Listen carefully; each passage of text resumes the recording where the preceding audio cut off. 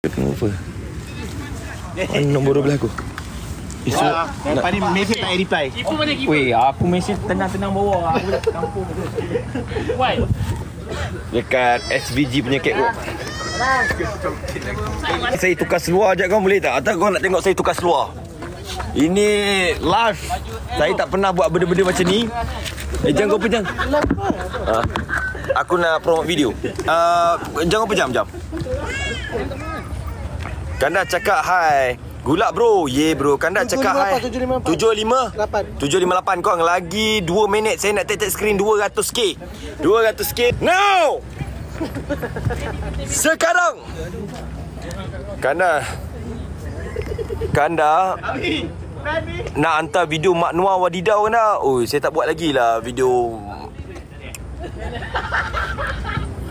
Main apa Kanda? Main snooker bang. Kanda burung Noah dah pulang belum? Belum lagi. Dia pukul 9 baru pulang. Kanda cakap hai Hasning hai. Love Kanda. Okey, sekarang saya ambil tu korang 8. Jangan kau pejang.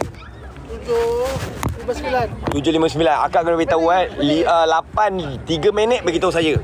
8 3 minit. Kau tap screen 200k.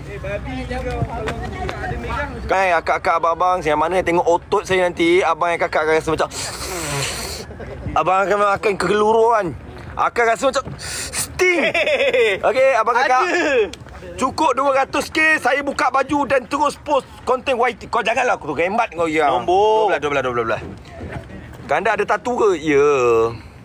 Tatu burung. Tu tatu burung. Bila aircon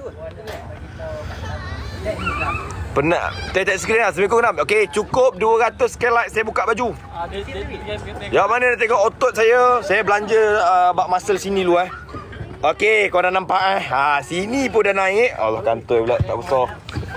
Okey. Sini pun dah naik. Ini tak tekan dah, ini pegang je.